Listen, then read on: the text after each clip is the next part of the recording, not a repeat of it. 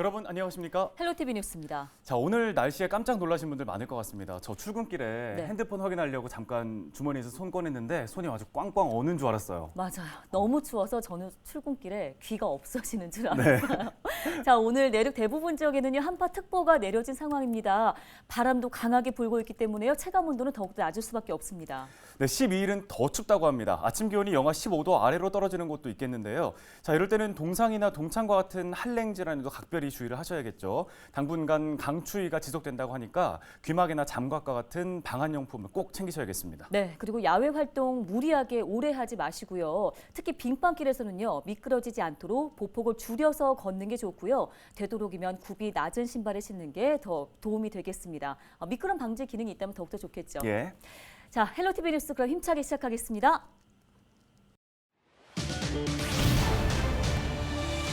충남도가 제2서해대교 건설을 추진하고 있는 가운데 최적의 노선으로 당진 안선포구와 화성 남양호를 잇는 방안이 제시됐습니다. 건설 방식은 교량이 아닌 해저 터널로 추진될 전망입니다.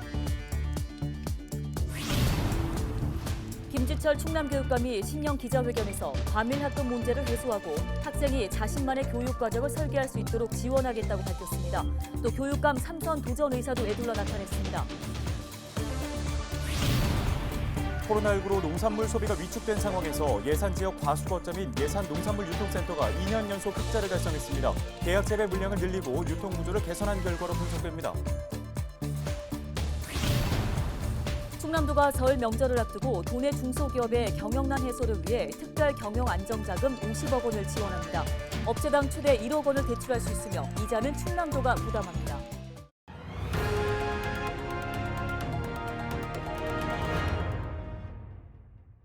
오늘의 첫 소식입니다. 충남도가 제2서해대교 건설을 추진하고 있는 가운데 사전 타당성 조사에서 최적의 노선과 건설 방식이 제시됐습니다. 네, 보다 자세한 소식을 보도국 연결해 들어보겠습니다.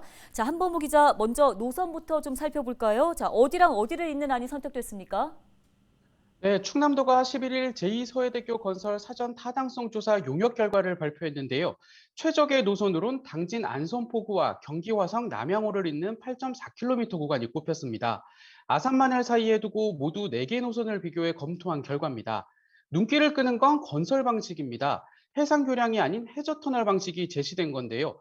충남도는 이 방안이 경제성과 교통성, 시공성, 안전성 등에서 가장 유리하다고 결론냈습니다. 네, 충남에서는 얼마 전에 국내 최장인 보령 해저터널의 개통에서 큰 관심을 모은 바 있는데 이번에도 해저터널 방식이네요. 교량이 아니라 터널 방식으로 제시된 특별한 이유가 있을까요? 네, 결론부터 말씀드리면 교량보다는 해저터널이 안전과 편의성 측면에서 더 낫다고 판단했기 때문입니다. 평택 당진항은 대형 선박의 입출항이 잦은 데다 해군 군사작전도 수행해야 한다는 점이 고려됐고요. 특히 해당 지역이 안개와 강풍이 잦은데 교량으로 지을 경우 기상악화 시 서해대교와 동시에 통제될 가능성이 높다는 점도 해저터널을 선택하게 된 계기입니다. 제시된 해저터널 길이는 7.48km입니다. 이는 보령 해저터널보다 500m가량 더 긴 겁니다. 터널이 뚫리면 당진 송악 고대리에서 화성 우정 이화리까지 이동 거리가 38km 정도 단축될 전망입니다. 예, 들어보니까 이제 결과적으로는 터널 방식으로 가닥이 잡힌 건데요. 자, 당초 제2서해대교가 왜 추진이 된 건지 그 배경에 대해서도 좀 짚어볼까요? 네, 우선 서해대교가 상습 정체 구간이기 때문입니다. 하루 평균 9만 대 가까운 차가 이용해 이미 포화 상태이고 주말이나 피서철엔 교통체증이 더욱 심각합니다. 또 자연재해와 대규모 교통사고 발생 시 우회할 수 있는 대체도로도 마땅히 없습니다. 이와 함께 산업단지 물류비 절감 등을 위해서도 건립 필요성이 꾸준히 제기돼 왔는데요.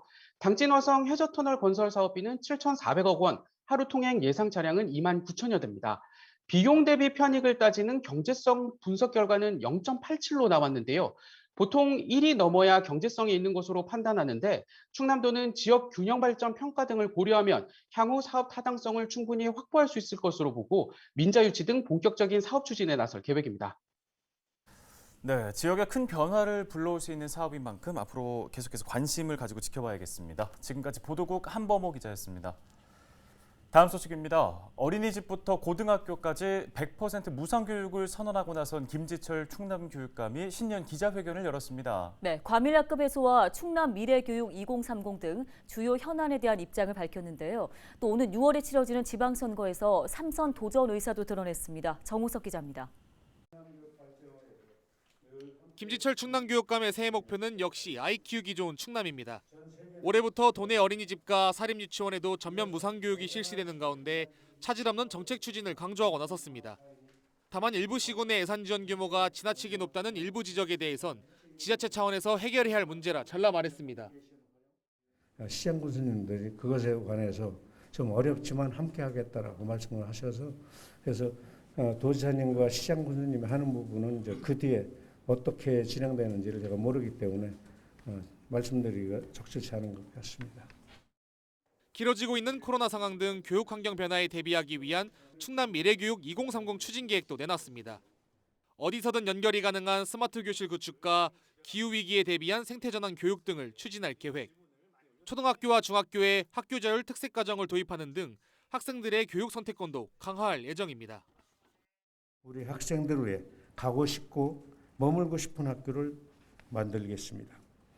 충남교육은 한결같은 마음, 첫 마음 그대로 학생 중심의 철학을 흔들림 없이 이어가겠습니다.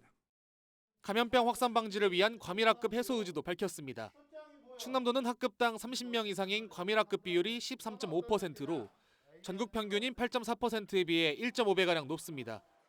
전국에서 과밀학급이 세 번째로 많은 건데 이동형 교실 도입 등 문제 해결에 집중할 계획입니다.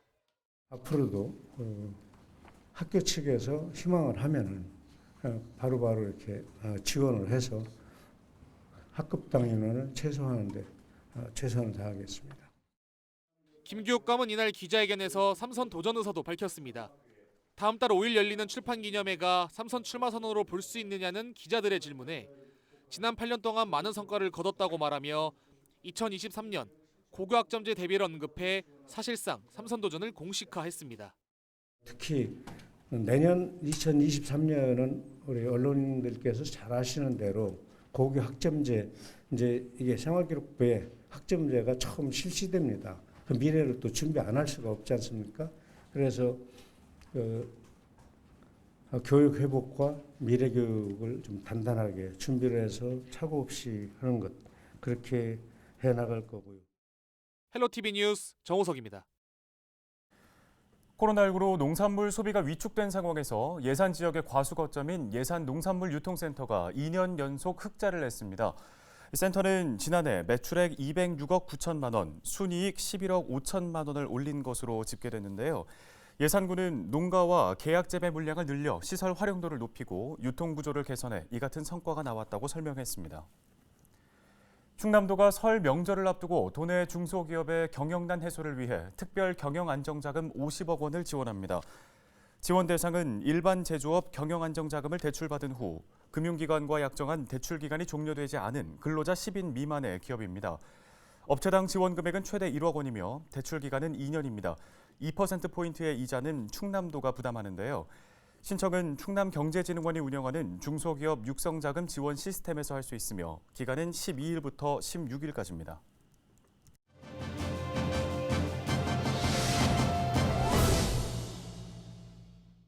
다음 소식입니다. 공동체 활성화를 통한 주민자치 실현이 행정의 중요한 과제가 되고 있는데요. 당진시가 마을 만들기 사업 현장에서 활동할 전문가를 양성해 지난 9일 수료식을 진행했습니다. 네, 당진시 이철 마을 공동체 팀장 전화 연결해서 보다 관련된 이야기 자세히 나눠보겠습니다. 팀장님 안녕하십니까? 네, 안녕하세요. 당진시청 마을 공동체 팀장 이철입니다. 예, 최근에 퍼실리데이터 양성 과정 수료식이 있었다고 들었습니다. 이게 어떤 교육인가요?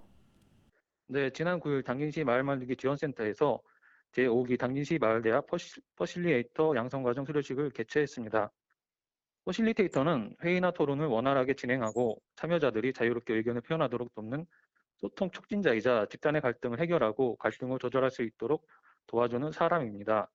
이번 달 6일부터 4일간 당진시 마을 만들기 지원센터에서 진행된 이번 퍼실리테이터 양성 과정은 마을 만들기의 성공적인 운영을 위해 주민의 자발적 참여를 유도하고 실제 현장에서 마을 문제를 해결하는 현장 전문가를 양성하기 위해 실시되었습니다.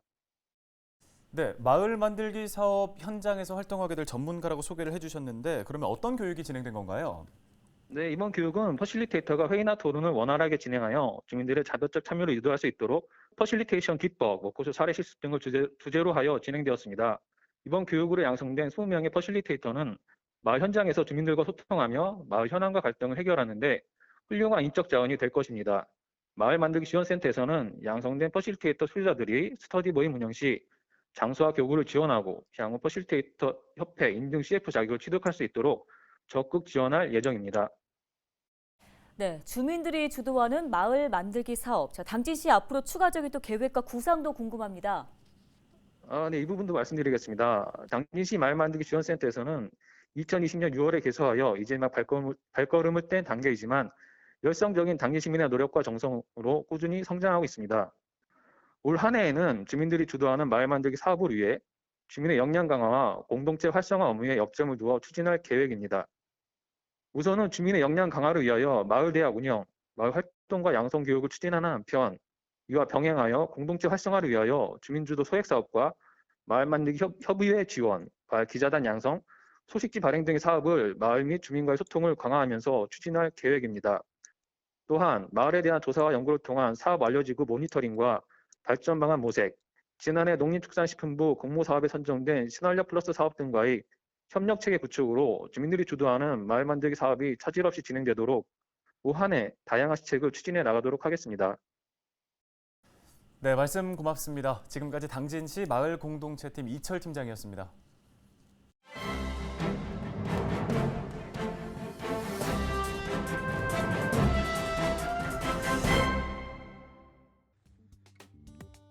신문 브리핑 굿모닝 충청 기사입니다. 충남도가 국도 77호선 제2서해대교의 건설 방식을 해저 터널 쪽으로 검토 중인 것으로 10일 파악됐다는 소식인데요.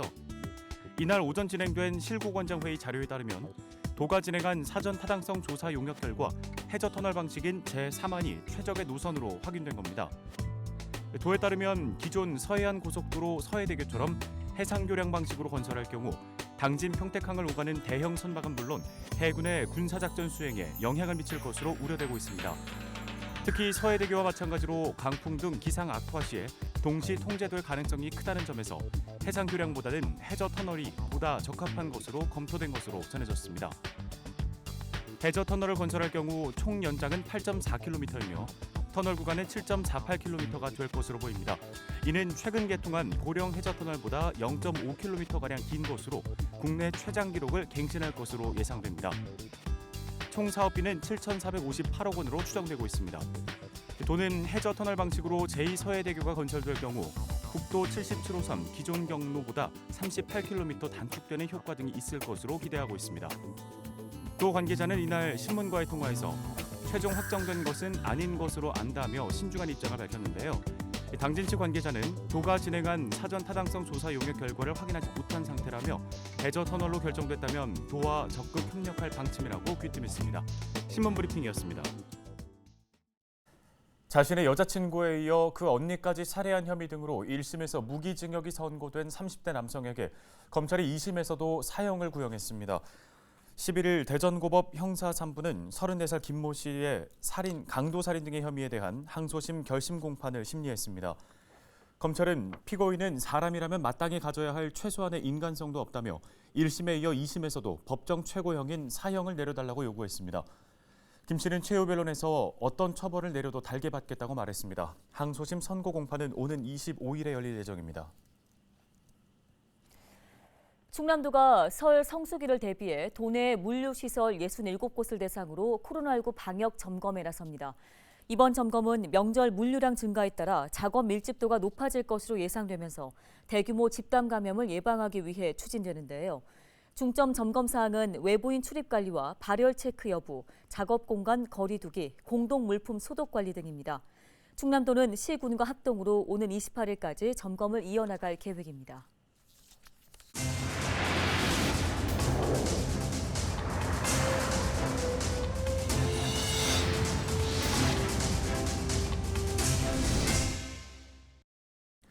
오늘 저희가 준비한 소식은 여기까지입니다. 네, 시청해주신 여러분 고맙습니다.